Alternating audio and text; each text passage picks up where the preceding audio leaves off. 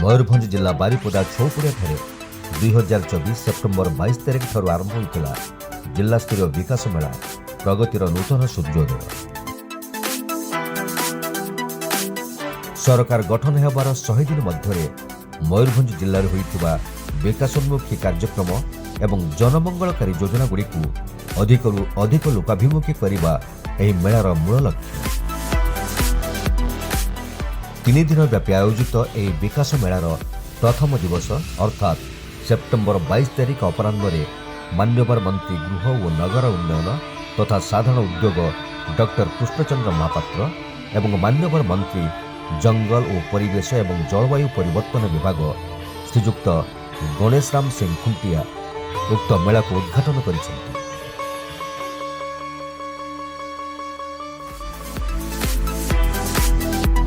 यह उद्घाटन कार्यक्रम में बहु विधायक सांसद राजनेता और मान्यगण्य व्यक्ति जोग देथिले। उक्त उद्घाटन सभारे जिलापाल श्री हेमकांत सय स्वागत भाषण देवा सहित प्रारंभिक सूचना प्रदान करी नुआ सरकार समय जिल्लार होइतिबा विभिन्न विकासमूलक कार्यक्रम संपर्क में तथ्य उपस्थापन करथिले। हमको पथ प्रदर्शन एमिति करिथांतो। एही अवसर में अतिथि माने सुभद्रा योजना हिताधिकारी को आर्थिक सहायता प्रदान करथिले। सामाजिक सुरक्षा विभाग तरफ मध्य हिताधिकारी को विवाह सहायता प्रदान करा जायतिला। सेहीपरि व्यावसायिक सहायता पाई महालक्ष्मी एसएचजी ग्रुप को 50,000 टंका आर्थिक सहायता एवं मेधावी छात्रों को छात्रवृत्ति राशि प्रदान करा जायतिला। यह व्यतीत मृत्यु सहायता राशि बाबद हिताधिकारी को अतिथि द्वारा 2,05,000 टंका प्रदान करा जायतिला। विकास मेलार उद्घाटन अवसर में ओडिशा सरकार सूचना और लोकसंपर्क विभाग द्वारा प्रस्तुत एक प्रामाणिक चित्र प्रदर्शित होइतिला। विश्वासर प्रतिश्रुतिर ओ समर्पणर महाप्रतीक श्री जगन्नाथ सेई महाबाबुଙ୍କ पादपद्मरे समर्पित मोहन सरकार लोकଙ୍କ मयूरभंज ए भड़िया एक जिला अच्छी मयूरभंजर कला संस्कृति स्वाभिमान मयूर चंद्रिक परी मयूरभंज महामहिम राष्ट्रपति एठू नेतृत्व नौछंती। मयूरभंजर सुख दुख सबू पछरे आपण मानकर साथी रे अछु।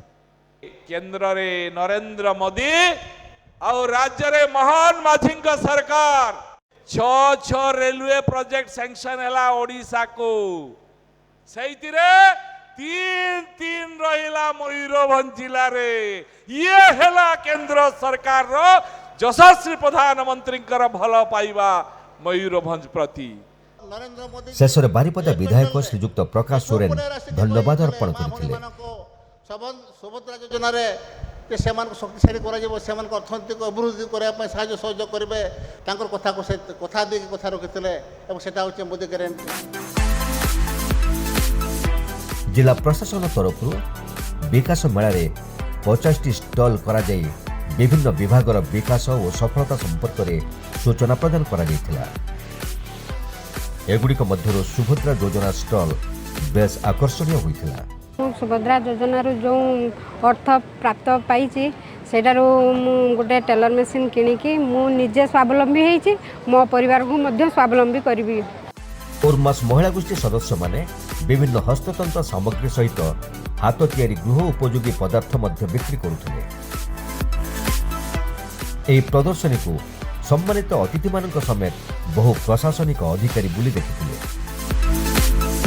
मको आईटीडीए रु भी स्टॉल मिलूची डीआईसी रु भी और मास भी चारियाडे आम स्टॉल जाऊँ स्टॉल जाइकरी सरकार तरफ आम भी बहुत अनुदान 10 लाख टंका भी आम लोन करूँ लोन करी आम सब घास जिनस सब तैयारी करके बिक्री करूँ बहुत लाभवान हो पारी। मोहन सरकार आसला बेलू मु 50,000 टंका पाई चेष्टा करुछि किमती मु आगे पार्बी ए व्यापार को मोर ये सबाई घासर।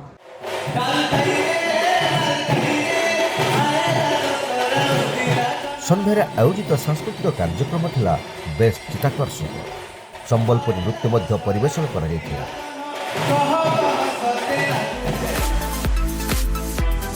ବିକାଶ ମେଳାର ଦ୍ୱିତୀୟ ଦିବସରେ ମଧ୍ୟ ବହୁ ଜନସମାଗମ ହୋଇଥିଲା। ପ୍ରଦର୍ଶନୀ ଷ୍ଟଲ୍ଗୁଡ଼ିକରେ ବେଶ୍ ଭିଡ଼ ମଧ୍ୟ ଜମିଥିଲା।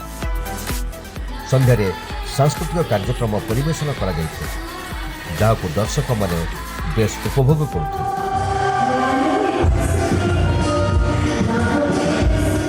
ଦ୍ୱିତୀୟ ସନ୍ଧ୍ୟାରେ କଣ୍ଠଶିଳ୍ପୀ ବର୍ଣ୍ଣାଳୀ ହୋତା ଯୋଗ ଦେଇ ଉପସ୍ଥିତ ଦର୍ଶକଙ୍କର ଆକର୍ଷଣର କେନ୍ଦ୍ରବିନ୍ଦୁ ସାଜିଥିଲେ।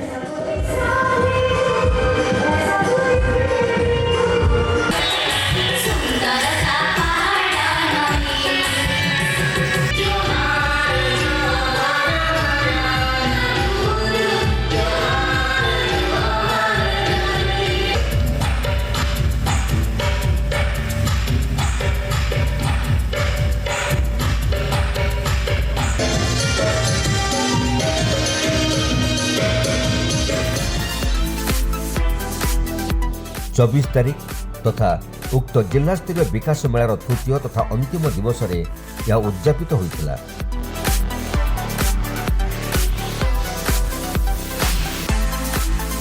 पूर्वदिन भली प्रदर्शनी स्टल गुड़िकरे भिड़ जमिबा सहित संध्यारे आयोजित सांस्कृतिक कार्यक्रम को दर्शक माने भरपूर उपभोग करथिले। उक्त संध्यार मुख्य आकर्षण थिले सुनामधन्य कंठशिल्पी मंटू छुरिया। तांको सहित यह कार्यक्रम परिवेषण करथिबा चिरागदीप पंडा, वैभव पृष्टि, शीतल कवि, सिमरन दास एवं संगीत निर्देशक वैद्यनाथ दास दर्शक मानकर मन को जिणी पारिथिले।